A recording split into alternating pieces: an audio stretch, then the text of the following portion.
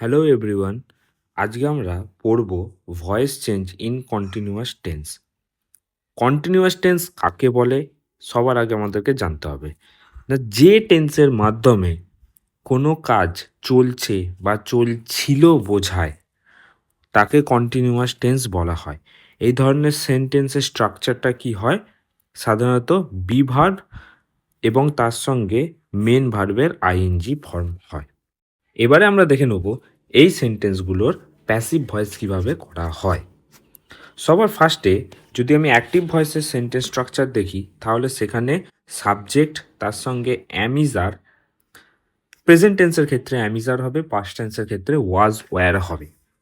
তার সঙ্গে verb plus ING বসবে এবং তার সঙ্গে বসবে অবজেক্ট। এটা হচ্ছে অ্যাক্টিভ ভয়েসের ক্ষেত্রে স্ট্রাকচার। এক্সাম্পল দেখে নাও, এই হি এখানে হচ্ছে সাবজেক্ট, ইজ হচ্ছে ওই বিভার্ব, রাইটিং হচ্ছে মেন ভার্বের সঙ্গে আইএনজি এবং তারপরে অবজেক্ট বসেছে। প্যাসিভ ভয়েস করতে গেলে অ্যাক্টিভ ভয়েসের অবজেক্টকে প্যাসিভ ভয়েসে সবার সামনে লিখতে হয়। সেই হিসাবে আমি এখানে এ লেটার লিখে দিলাম।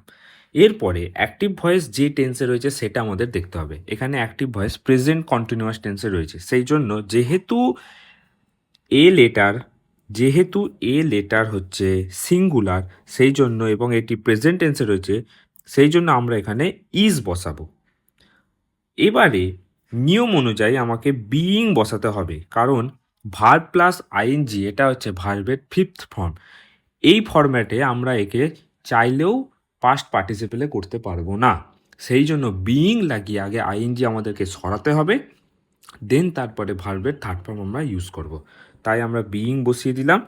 এরপরে ভার্ব হচ্ছে রাইট, রাইটের থার্ড ফর্ম হচ্ছে রিটেন, আমরা রিটেন লিখে দেবো এবং সবার শেষে বাই হিম লিখে দেবো।